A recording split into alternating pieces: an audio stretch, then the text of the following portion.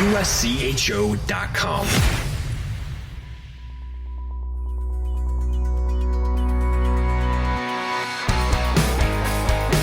Welcome to USCHO Weekend Review from Monday, October 17th, 2022, where each week we look back at the highlights of the weekend and the news of the week. This podcast is sponsored by DCU Digital Federal Credit Union. What will DCU mean to you? Find out today by visiting dcu.org. Membership required. I'm Ed Trefzger alongside Jim Connelly and Derek Schooley. Well, gentlemen, we're going to say this a lot during the season, but down goes number one. And not once, but twice, UMass with a sweep over Denver. So what do you make of this? And then we'll ask a follow-up to all of us. What team is our number one? Well, did I not say last week when we were talking about Denver, after they won the icebreaker, that we would know a lot more if they were for real or not? We talked about it being trophy season and a feel-good story, all that kind of stuff. But I said they're really going to get tested this week. And obviously they did. I thought it was really. I watched parts of Friday's game, flipping back. ESPN Plus is great right now. I got Flow Hockey on the computer. There's a lot going on in college hockey that we're going to get to, but that game was electric. The atmosphere was outstanding. You had NHL guys betting who Cale Makar and O'Connor on Denver wearing each other's shirts on sweeps. I mean, what a neat thing to have in college hockey so early in the year. But I predicted it right off the bat when we talked about the Icebreaker Championship. Yeah, I was very, very impressed with UMass this weekend. Two very different types of games. Denver, they kind of laid an egg out of the gate on Friday night. They got a major power play less than 40 seconds into the game. And instead of taking advantage, it made me think right back to that 2019 national semifinal where we had, I think, 3 majors in the first 2 periods. And then, of course, the famous Trevino hit that didn't get penalized, but there was a suspension the next day. Schools, I think you were familiar being on the committee for that one. But yeah, I got to see that in detail. Yeah, that was immediately my thought. But then instead of, Denver coming out and popping a power play goal or 2 right away on the major, they gave up 4 odd man rushes and 2 of them end up in the back of their net. And listen, UMass, I think, scored in their first 3 shots and had 3 goals on 6 shots through the first period. They were not exactly blowing things out. But they had a 3-0 lead, expanded it to 4-0 on a bad goal in the second period. And, Denver actually made a comeback. They pulled their goalie with 8 minutes left, almost 9 minutes left, scored twice, hit a post, almost made it 4-3. But, it was just one of those games that got away from Denver. So I expected a big response the next night. Instead, a really fluky goal goes in the first minute of the game, and Denver just never got it back together. They played better. They looked better. They were attacking the net more. But at the end of the day, they still ended up without a goal, get shut out 3-0. So they come out east to play UMass, a team that everybody's been having question marks about. And in 2 nights, they put up 1 goal. 2 goals, and both of them came in extra attacker situations. So it was not a good 5-on-5 weekend for Denver. They at times just didn't look like a team that should be the number 1 team in the country. Well, with that, how about who's going to be number 1? I was looking at some of the tally. I don't see the ballots, but I see as they're being tallied as they come in. And this is a tough one for people. I think personally, I gave the nod narrowly to Minnesota, and the Golden Gophers had the advantage of not playing this weekend, so nothing bad could happen to them. We talked about them as being one of the top teams, and maybe right behind them is the team we're going to talk about next, Minnesota State. But who would you put number 1 right now? I actually, maybe I was a little bit out on a limb with this, but I was impressed with Quinnipiac. They should have had a sweep of North Dakota on the road this week. They blew a 4-1 lead on Friday night, actually fell behind 5-4 in that game before tying it, and ended up being the final score after the overtime. But then they responded with the 6-2 win over North Dakota on the road. I think Quinnipiac is a very legit team right now. That is one of the clubs that I will have my eye on all year. So they got number one on my ballot this week. Well, why don't we talk about that weekend with North Dakota and Quinnipiac now that you brought it up? I saw that early lead by them, and I said, okay, my pick of Quinnipiac over North Dakota on Friday was pretty good. And then the Fighting Hawks came back in that one. But as the home team, getting a tie for Quinnipiac against the home team, North Dakota, almost feels like a win, although I'm sure for the Bobcats, it felt like they blew that one and lost that one. But then to come back huge the next night is pretty enormous. When you start calculating what this will mean to the RPI at the end of the season, that's pretty huge. Even a tie on the road, getting 1.2 for times the value of a tie, I'd take that. And then you add in 1.2 times the value of a win the next night. That becomes a weekend that feels like you got almost 80% of what was available. Plus, they're going to get bonus points in the RPI because no doubt North Dakota will be a top 20 team. But I think I am right. It's better than 80% of the points available on the weekend they end up taking. Yeah.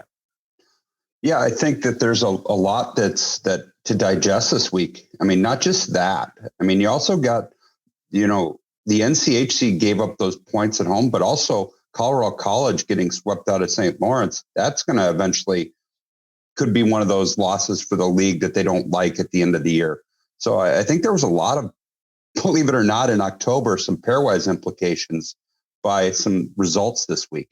I mean, I am really, you asked about the number one in the nation. I think it's Minnesota. And I'm really excited to see Minnesota as the number one team in the nation playing North Dakota this weekend. I mean, that could be big time. That the energy and the electricity, I know we're going to talk about that later in the show, but wow, you got a number one Minnesota team and renewing the rivalry against the dreaded North Dakota Fighting Sioux, Hawks, whatever. Wow, that could be, there's a lot going on in college hockey right now. Minnesota State, we mentioned them. They're going to be right up in the conversation in the poll this week. A sweep of Minnesota Duluth. That was an impressive weekend. I believe that was home and home that weekend. So to get a home win and then a road win for Minnesota State, terrific. And there were a lot of questions about, would they be back up there? How would goaltending be? But things are looking pretty good for them. And that just kind of underscores School's point about the NCHC. This kind of felt like a bad weekend for the NCHC. Denver getting swept, North Dakota basically losing most of the points. Then you look at Duluth, CC. I mean, there were some wins. I know there were wins on the NCHC slate, but this is kind of a bad weekend. In the history of this league, we have not talked about many non-conference disaster weekends. It's usually the other way, that they're dominating so much. I think that this, as you said, Derek, and I underscore this on broadcast this time of year all the time, wins in October and results in October are just as important as results in March. You remember the ones in March a lot more. But these games, this is a weekend that might kind of come back and people say, ooh, if the NCHC had just had a good third week of the season, a lot could be different. Yeah, I think you look at these and you never can, what's the old saying? You can never win a championship at the start of the year, but you definitely can lose yourself a championship opportunity at the start of the year. Yeah, there's a lot of time left, and let's not jump off the cliff here on the NCHC, because I think they're going to do pretty good. But that was a challenging weekend for them, and underscored by a lot of points lost. And you have that weekend and this other weekend coming up with Minnesota. I mean, you're looking at North Dakota, if going on the road to Minnesota, having to really get some points and get some wins for the pairwise to make up for this last week.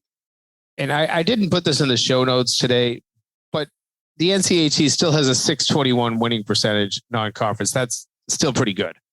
I mean, they're very, very, very thankful to have gone 7-2-2 already against the CCHA, and we'll see where that is, at the end of the season. And Division I Independence, they're 5-1.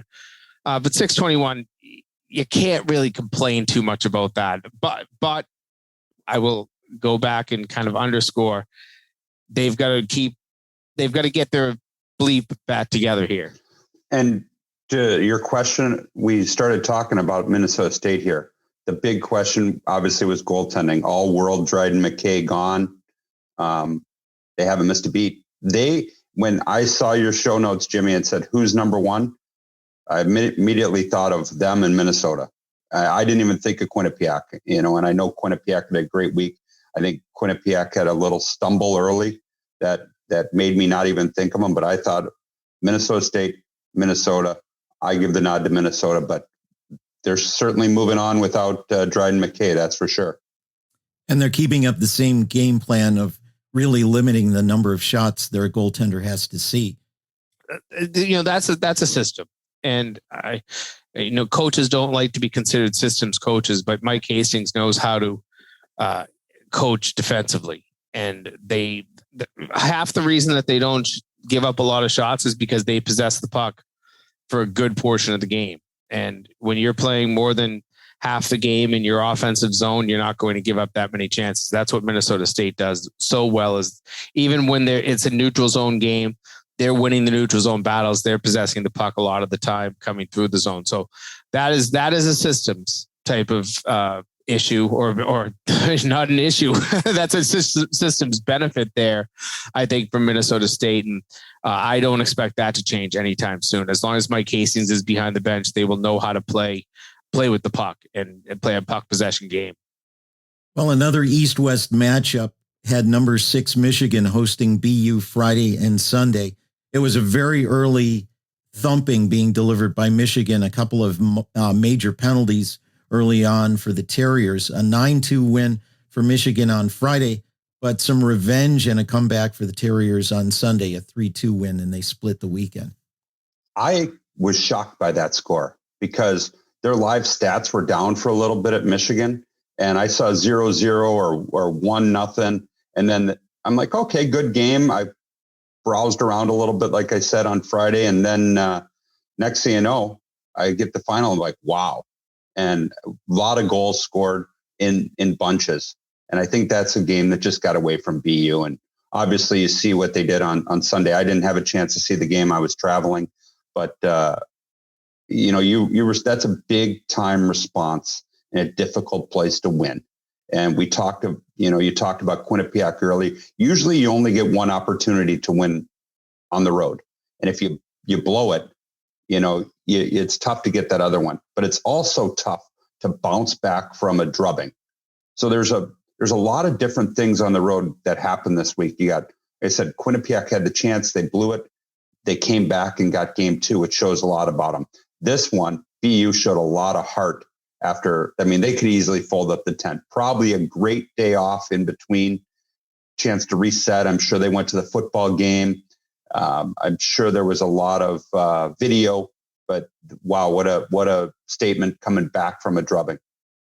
Yeah, you might have just answered my question. I was going to pose a question to you, Derek. Was it good? I know when sometimes coaches, when they have bad losses, they just want to get right back at it. But that day probably helped clear the heads of BU.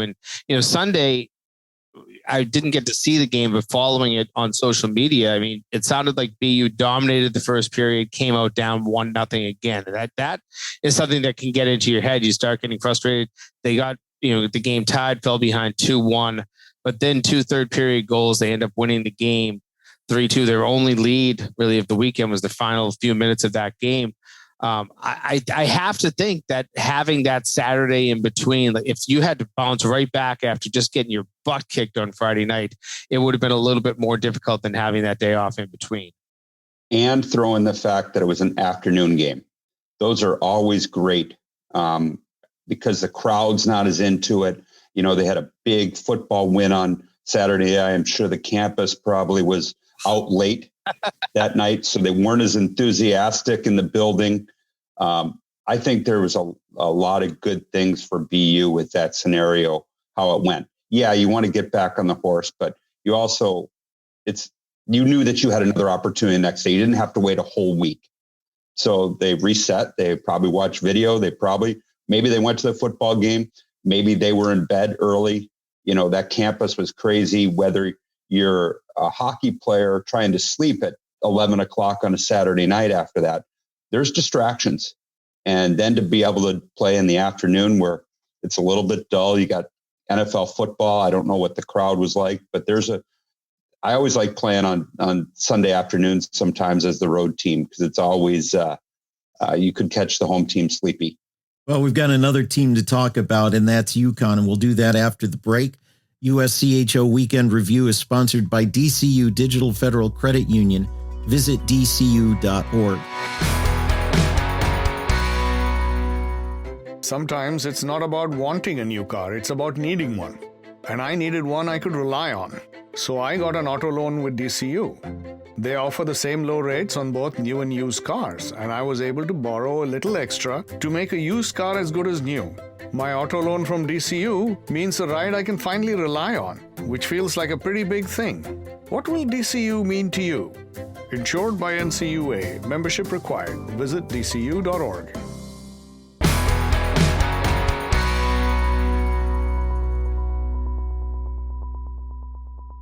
We're back with more of USCHO Weekend Review. Number 17, UConn, probably is going to move up a bit in the poll. A scoreless tie on Friday in a terrific game, and then a 6-1 win versus number 11 Ohio State. And we said a lot of nice things about the Buckeyes last week. UConn now, their best start in program history. They're 5-0-1 on the season.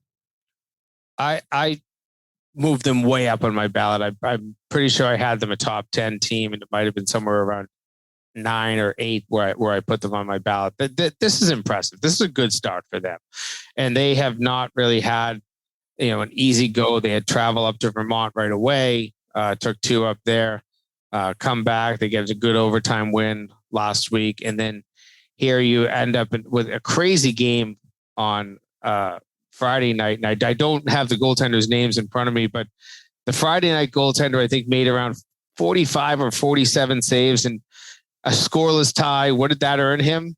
A chance to sit on the bench on Saturday. Mike Cavanaugh went with a different goalie on Saturday who was fantastic. So what UConn has just proved to me is that they have totally answered the question of who their goaltender is, or do they have goaltending? That's maybe the better question. They have great goaltending, and now they're just finding ways to score goals. And when they get going, especially at home, and I know the crowd wasn't massive on Saturday. It was an afternoon game.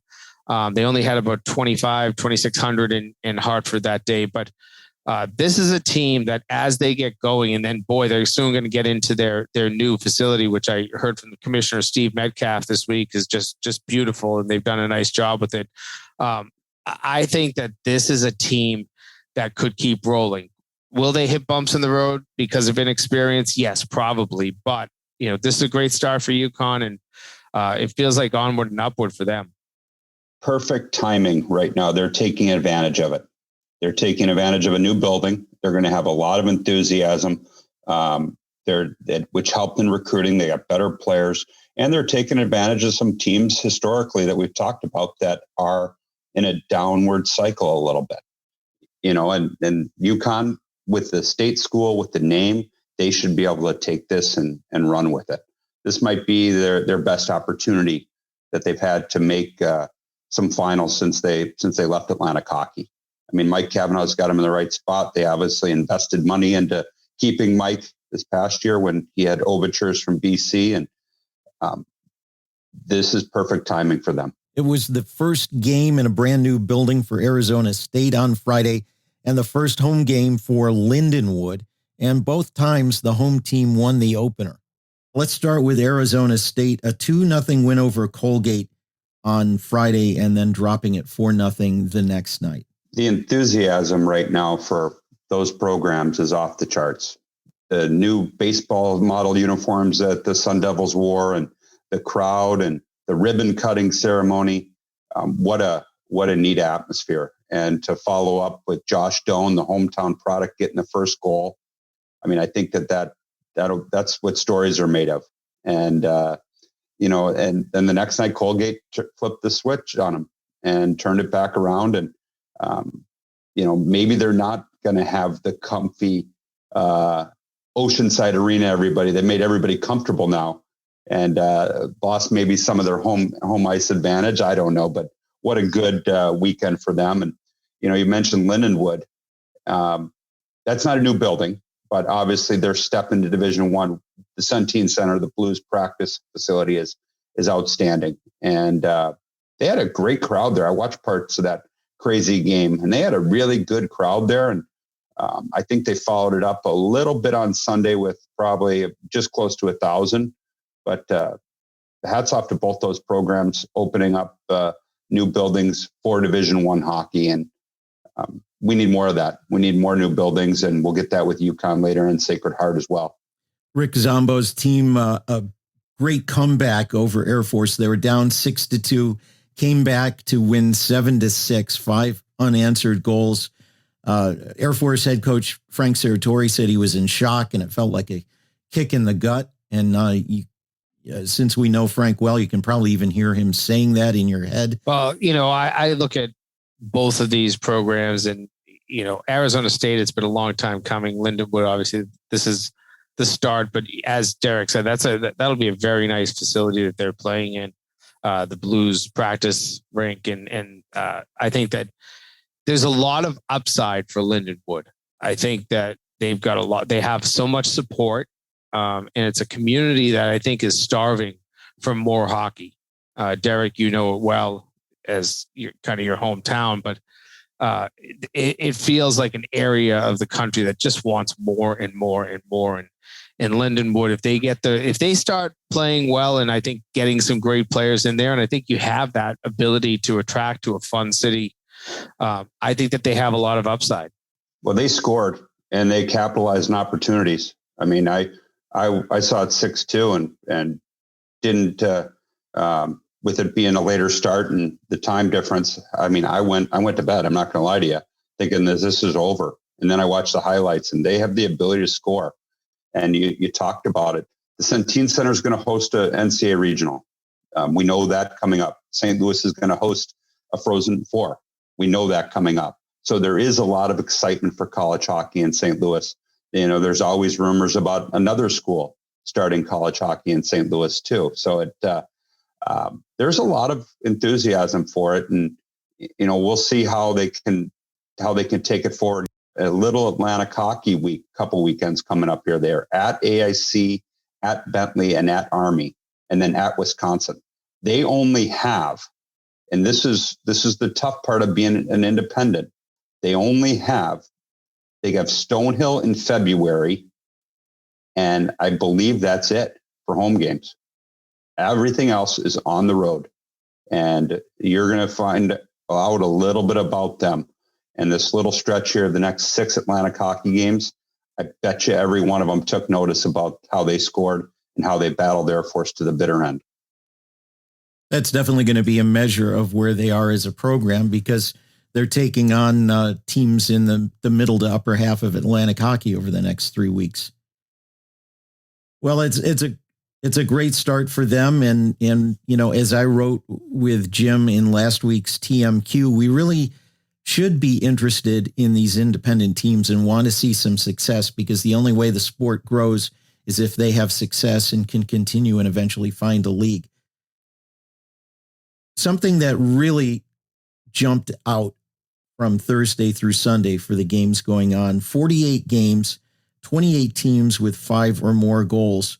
And Derek, we talked a little bit about this beforehand while we were getting ready for this, but there are a lot of questions there why this is happening. Is it because skill levels are so high? Are people's power plays really effective? Is it a case of a few major penalties giving teams opportunity? What is it that is causing scoring to go up? And Jim, when we talk about that as far as betting lines, you should have taken the over on some of them where we thought maybe the under was better. Well, you've got, just looking at the scoreboard listed, you got AIC with 6, Sacred Heart 5. Then you go Michigan 9, St. Cloud 5, St. Lawrence 5, Penn State. They're the ones who usually score a lot, and they only had 4. And then you got the 7-6 game. I mean, go down the list of Minnesota State with 6. And the scoring this weekend was crazy. And what is it? I don't know, Ed, because I don't think you can really. I'd love to see the numbers that the conferences get, which they do. They won't get till the end of the year, and the difference of major penalties compared to major penalties with the game misconduct or a DQ. I know we gave the referees an out a little bit, which was the right thing to do. But does that mean they're calling more? I don't know the answer to that question. All I know is pucks are going in the net and red lights are going on. And to be a great team, you need to have stops. And you look at all these teams that gave up all these goals. They're supposed to be good teams. Duluth, Air Force. I mean, those are teams. I mean, you got Anchorage that scored 8 against UNLV. That's expected. But BU giving up 9. Those are some really. Those games got away from those teams in a quick hurry. And I would love to be a fly on the wall, like you said about Frank Serratori and that gut punch or kick in the gut. But I spoke to Andy Berg, who's the assistant there after. I said, "What happened? Did you talk to Frank?" He said, "Absolutely not." I let Andy was on the road, and I said, "Did you talk to Frank?" And he said, "Nope." He said, I'll talk to him after game 2." So I don't know. I don't know why the scoring is up, but obviously you're seeing a lot of goals. Well, I think, Ed, you might have hit part of it. I think there's some aberrations to weekends where teams are just sloppy, but all at once? I mean, here's some stats for you. Power plays.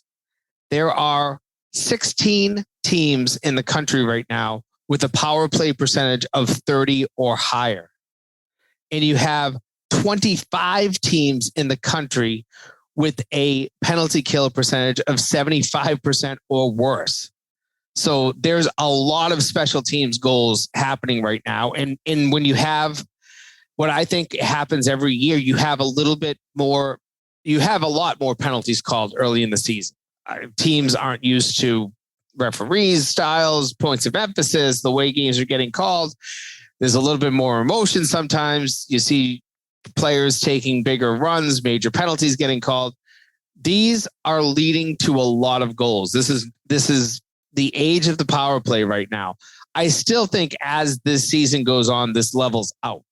I really do. I don't think we're going to see a weekend with this many goals again, or that often this season. And I do think that you will see more power plays level down to the 18 to 20% range, and more of the penalty kills raise themselves up to the 85 or at least 80% range. But, if you're giving up a power play goal every 4 times you're on the penalty kill, that's going to be a lot of goals. And if you're scoring, basically, 3 power play goals every 10 times you go to the power play. And there were teams that got 10 power play opportunities in games this weekend. And that's another big part of it. So when you're getting those opportunities, there's going to be an increase in goals. That's what I think, at least statistically, that's what we saw this weekend.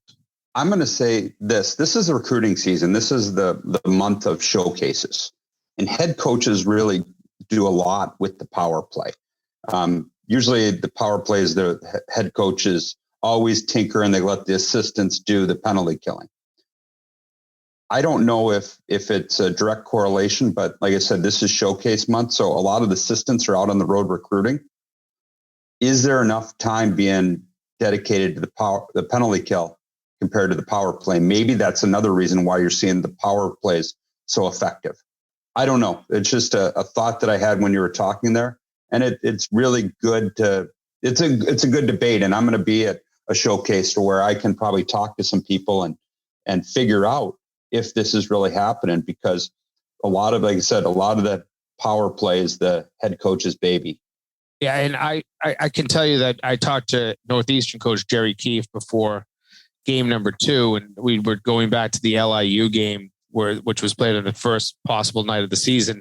They gave up a couple of power play goals, and he said, we literally had not worked on our penalty kill once in practice, or maybe he said it was ridiculously limited. They just didn't have the time. They were just getting, practices going and getting some time with the players. And that was, as he put it, was one of the least of his priorities. Let me offer a couple other things on the power play. One, early in the season, not as much video to see what the other teams are doing on their power play. and maybe the increased skill level has allowed some much more quick, some more creative power plays. Is that possible too? Yeah, I think people like to try things too. They like to try a little bit. They tinker a little bit and find out what works and what doesn't. There's not a lot of video, but usually penalty kill, and they have their set systems. You can go back and watch their penalty kills from previous years. Usually, if you're a really good penalty killer, you don't change what you're doing. So you've got a pretty good idea. You've got a history. You're starting to get into some league games and some rivalries that have played each other a lot of times. So you do have that. I don't know. These are all really good points to figure out why power plays are in there. Like I heard Air Force was at like 40% again going into the Lindenwood weekend. I mean, those are some high numbers, and I'm sure they probably hit on a few. But, I imagine one of the things I can tell you, games are won and lost with special teams. So going into it, I can tell you next year, we're going to have a whole new group. We're going to have to work a lot on power play and penalty killing leading up to the games, because that's where games can get away from you too. Yeah, Air Force is down to a paltry 33 1/3% after their Lindenwood weekend. But I look at teams like New Hampshire, 44% on the power play. Providence, 40%. Unsustainable. Quinnipiac, 37.5%. Western Michigan, 37.5%. So yes, unsustainable is the right way to put it. And Western had a big weekend too against Bowling Green. They put up a boatload of goals. It used to be 25% was considered kind of very good with that. And now maybe 20% is considered good. You know what? We went 100. We wanted to be 100% on our special teams combined, which was, combined 80 and 20. But then if you want to be really good, you want to be 110, right. 105. And I think 100 now is just average. I think to be really good at special teams, you got to be like 110. If you're probably 85 and 25, that gets you to 110. That's pretty good. And that's where I think you really want to be. But anything in the hundreds, you're doing a pretty good job of it. If you're 85 and 25, you're probably talking a goal a game or better difference from 100. So yeah, that's huge. If you had an extra goal a game all season long, you'd do very well. I wouldn't be on the podcast with you. Well, the final good news to talk about, Jim, you tabulated this number. Average attendance on Saturday night around college hockey, 4,165. It sounds like the fans are back. I mean, that's phenomenal. And I might leave out a building here, and I apologize if I do, but there were near sellouts at either sellouts or near sellouts at North Dakota. Wisconsin was up around 10,000. RIT played their downtown game, had 9,000 or so. Amherst was in the high 6,000s. Northeastern sold out. UNH was very close to a sellout. Even like Bentley, which is a smaller arena, they were only 100 or 200 away from a sellout. I mean, there was a pretty pent up demand to see college hockey. I noticed it in the first weekend that there were some really big numbers out there. But Saturday just really stood out to me. There were 16 games, non-exhibition games, and there were 3 games that had attendances of 1,000 or less, one with only 550, I think. So when you're thinking about that 4,165 number, yes, you have North Dakota with 11,860 or whatever their number is, but you also had teams with 500, 700, and 1,000. So that, I mean, the balance out, if you don't have take those 3 games out, and that average is probably over 5,000, closer to 6,000. Those are big numbers. Fans are back, and that's a great sign for college hockey. College hockey's back, baby. All people have to do is see the sport and realize the high skill level, the speed, the physicality, and what a great atmosphere it is to bring kids to. I talk about that with the women's game. If you have daughters that are playing youth hockey, get them out to a women's college game. That'll be an inspiration to them, and they'll see some great players. I've got 2 daughters that play, and I could tell you they know most of the players in college hockey. They know most of the teams, and you're right. It is what inspires female hockey to continue to grow at the grassroots level. So yeah, get out and watch all levels of college hockey. And you know what? I think we've always talked Division I here, but hats off to Bethel for going out and beating the development program after the development program went 5-0. So all levels of college hockey, and they had a standing room only crowd at the Blaine Super Rink where Bethel plays. So, I mean, it's growing. I mean, Liberty, you look at their crowds they have. I mean, go down the line, and college hockey is thriving right now, and just need to keep it going. I had a message after the Saturday night RIT game from a dad who took his kid from a young age to those games, and those games got his son inspired to really pursue hockey. The kid's playing juniors this year, has a scholarship with an ECAC team next year, and is going to be playing some very high-level Division I hockey from watching games that he started watching when he was about 8 years old. So, yeah, if you got kids who are interested, get them out to one of those games for sure. Well, we're going to wrap it up right there. We covered a lot of territory this week, and we'll do it again next week. USCHO Weekend Review is sponsored by DCU Digital Federal Credit Union. Visit dcu.org and find our podcasts at uscho.com/podcasts or subscribe on your favorite podcast app. We're available on Apple Podcasts, iHeart, Stitcher, Spreaker, and Spotify. For Jim Connelly and Derek Schooley, I'm Ed Trefzger, and this has been USCHO Weekend Review.